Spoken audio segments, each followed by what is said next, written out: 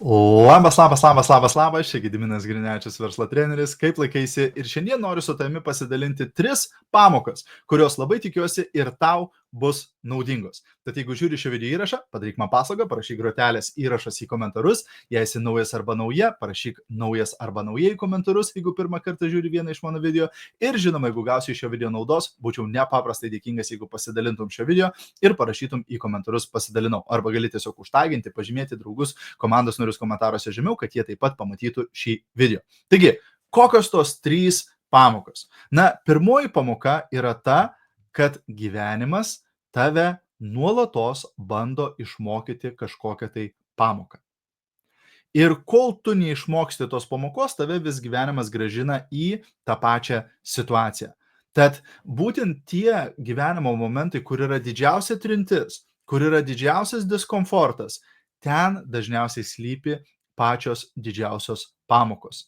Ir, žinoma, jeigu tu neišmoksti tos pamokos, gyvenimas tiesiog pradeda šaukti garsiau. Ta situacija pradeda šaukti garsiau. Taip, tad tavo tikslas yra įvertinti, jeigu šiuo metu tu esi situacijų, kurioje tu nenorėtum būti, galbūt neuždirbi tiek, kiek nori, neturi tokios sveikatos, kokios nori, santykių ar dar kažko taip, klausimas, kurį turėtum užduoti, ką dabar šitoj situacijai mane gyvenimas bando išmokyti. Ir jeigu tu išmoksti tas pamokas ir padarai išvadas ir kažką pakeiti, tada tu gali keliauti į sekantį gyvenimo etapą. Jeigu ne, tada tu ir lieki tame pačiame gyvenimo etape. Tad paklaus, kokią pamoką šiuo metu tavo gyvenimas bando išmokyti. Antroji pamoka yra ta, kad visi pasiteisinimai yra nieko verti. Taip? Būtent už kiekvieno pasiteisinimo slypi kas? Baimė. Taip, tiesiog baimė kažką daryti. Taip, baimė kažkokiu veiksmu imti, baimė išeiti iš komforto zonos ar panašiai. Ir vienintelis dalykas, kuris nužudo pasiteisinimus, kuris nužudo baimę, tai yra veiksmas. Veiksmas yra antidotas. Taip, veiksmas yra priešnodis. Taip, reiškia, jeigu šiuo metu tu kartoji pasiteisinimus, kodėl tau nesiseka, kodėl tu nepasieki kažko, kodėl tu neuždirbi, kodėl tu neprogresuoji ir panašiai, tiesiog būk tas stebėtojas iš šono ir sakyk, žinai ką, užtenka. Ką aš dabar galėčiau padaryti, kad pradėtų mano gyvenimas keistis. Nes tu gali skūstis, gali sakyti, va, dėl tos anos trečios priežasties, bet visa tai tau nepadeda. Ką tu šiandien galėtum padaryti, kad žengtum pirmą žingsnį link kitokio gyvenimo, kad kažką pradėtum keisti. Ir trečia pamoka yra tai, kad pokyčiai niekada nėra lengvi. Galbūt pirmi 2 dalykai, kuriuos įvardinau, tu galvoji, bet čia sunku, bet čia nelengva. Žinoma. Todėl būtent daugelis žmonių ir lieka užstrigę savo gyvenime, lieka užstrigę tame etape, toj situacijai, kurioje yra, dėl to, kad pokyčiai nėra lengvi. Jeigu pokyčiai būtų lengvi, visi keistumėmės nuolatos, taip, bet dėl to mes nesikeičiam, nes tai yra nelengva padaryti. Bet visą laiką verta. Taip, nelengva, bet verta. Ir faktas yra tas, kad tu gali tai padaryti. Jeigu tu savo kurį laiką kartoji, kad aš tai negalėčiau pasikeisti, aš tai negalėčiau padaryti to, aš tai ne...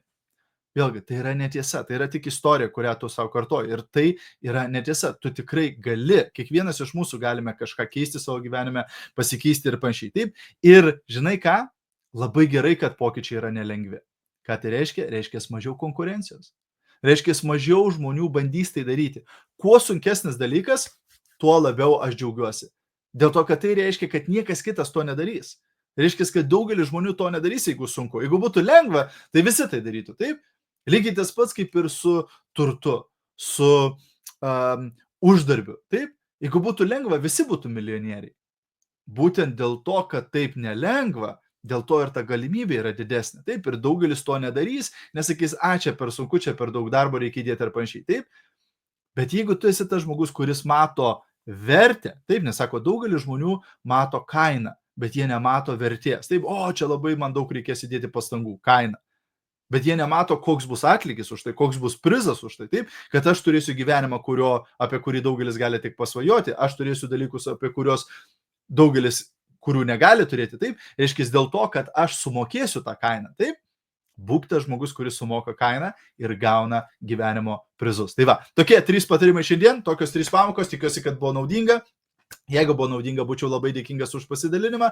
Ir taip pat kviečiu tave į gyvą seminarą Kaune jau šį sekmadienį. Jeigu dar neturi bilieto, spausk nuorodą šio video aprašyme, ten rasi visą informaciją. Tai bus socialinės medijos verslo akceleratorius. Pasidalinsiu su tomis strategijomis, būtent verslo plėtrai per socialinę mediją ir parodysiu, kaip tau jas pritaikyti čia ir dabar. Iš šito seminaro tu išeisi jau praktiškai pritaikiusi arba pritaikęs tas strategijas ir galėsi pradėti gauti dar geresnius rezultatus savo socialinėje medijoje. Jeigu dar neturi bilieto, jeigu dar nepasidalinai su komanda, būtinai tai padaryk ir pasimatysime šį sekmadienį Kaune. Čiau, čiau, viso, iki.